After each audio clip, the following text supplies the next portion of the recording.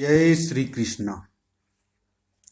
सब पांडवों का जीवित होना, महाराज युधिष्ठिर का वर पाना तथा पांडवों का अज्ञातवास के लिए सब ब्राह्मणों से विदा होना। वैशंपायन जी कहते हैं, राजन, तब यक्ष के कहते ही सब पांडव खड़े हो गए तथा एक क्षण में ही उनकी सब भूख प्यास जाती रही।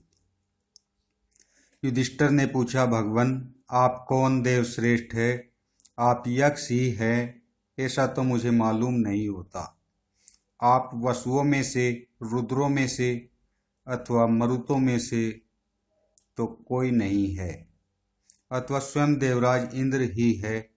मेरे ये भाई तो 100 हजार वीरों से युद्ध करने वाले हैं। ऐसा तो मैंने कोई योद्धा नहीं देखा जिसने इन सभी को रणभूमि में गिरा दिया हो। अब जीवित होने पर भी इनकी इंद्रियां सुख की नींद सोकर उठे वो के समान स्वस्थ दिखाई देती है। सो आप हमारे कोई सुहृद अथवा पिता हैं। यक्ष ने कहा, भरत श्रेष्ठ, मैं तुम्हारा पिता धर्मराज हूँ। तुम्हें देखने के लिए ही यहाँ आया हूँ। यश, सत्य, दम, सोच, मर्दुता, लज्जा, अचंचलता, दान, तप और ब्रह्मचर्य, ये सब मेरे शरीर है तथा अहिंसा, समता, शांति, तप, सोच और अमत्सर, इन्हें तुम मेरा मार्ग समझो। तुम मुझे सदा ही प्रिय हो। यह बड़ी प्रसन्नता की बात है कि तुम्हारी सम, दम, उपरति, तितिक्षा और समाधान, इन 5 साधनों पर प्रीति है तथा तुमने भूख, प्यास, शोक, मोह और जरा, मृत्यु, इन 6 दोषों को जीत लिया है। इनमें पहले 2 दोष आरंभ से ही रहते हैं, बीच के 2 दोष तरुणावस्था होने पर आते हैं तथा अंतिम के 2 दोष अंत समय पर आते हैं। तुम्हारा मंगल हो। मैं धर्म हूँ और तुम्हारा व्यवहार जानने की इच्छा से ही यहाँ आया हूँ। निष्पाप राजन, तुम्हारी समदृष्टि के कारण मैं तुम पर प्रसन्न हूँ। तुम अभीष्ट वर मांग लो। जो मेरे भक्त है उनकी कभी दुर्गति नहीं होती। युधिष्ठिर ने कहा, भगवान, पहला वर तो मैं यही मांगता हूँ कि जिस ब्राह्मण के अरणि सहित मंथन काष्ठ को मर्ग लेकर भाग गया है उसके अग्निहोत्र का लोप न हो।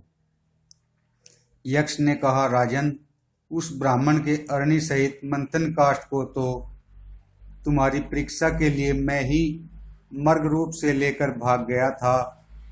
वह मैं तुम्हें देता हूँ। तुम कोई दूसरा वर मांग लो। युधिष्ठिर बोले, हम 12 वर्ष तक वन में रहे, अब 13वां वर्ष आ लगा है, अतः ऐसा वर दीजिए कि इसमें हमें कोई पहचान न सके।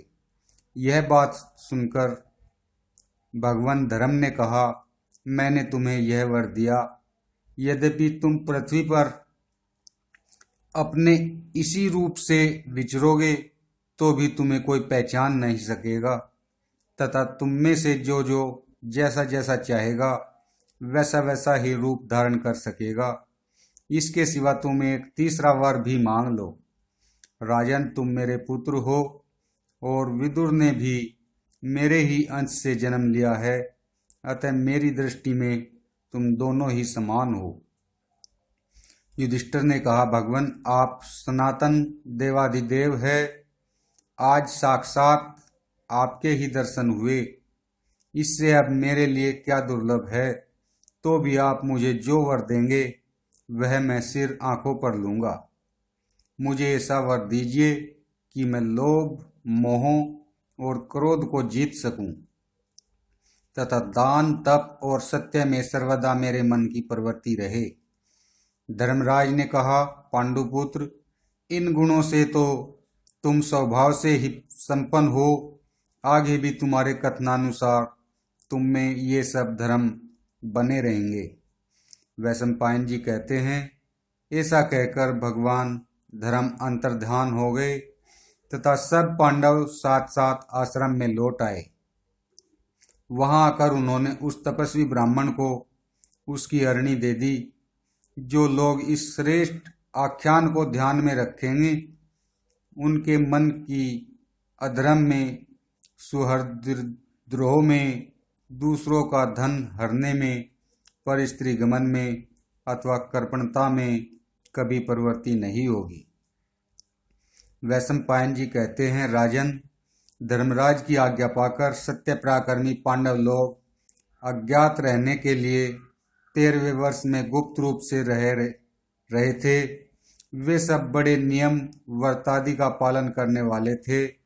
एक दिन वे अपने प्रेमी वनवासी तपस्वियों के साथ बैठे थे। उस समय अज्ञातवास के लिए आज्ञा के लेने के लिए उन्होंने हाथ जोड़कर कहा, मुनिगण, हम 12 वर्ष तक तरह तरह की कठिनाइयां सहते हुए वन में निवास करते रहे हैं। अब हमारे अज्ञातवास का 13वां वर्ष शेष है। इसमें हम छिपकर रहेंगे। आप हमें इसके लिए आज्ञा देने की कृपा करें। दुरात्मा दुर्योधन, कर्ण और शकुनी हमारे पीछे गुप्तचर लगा दिए हैं तथा पूर्ववासी और सज्जनों को सचेत कर दिया है कि यदि हमें कोई आश्रय देगा तो उसके साथ कड़ाई का व्यवहार किया जाएगा। अतः अब हमको किसी दूसरे राष्ट्र में जाना होगा। अतः आप हमें प्रसन्नता से अन्यत्र जाने की आज्ञा प्रदान करें। तब समस्त वेदवेता मुनि और यतियों ने उन्हें आशीर्वाद दिया और उनसे फिर भी भेंट होने की आशा रखकर वे अपने अपने आश्रमों को चले गए।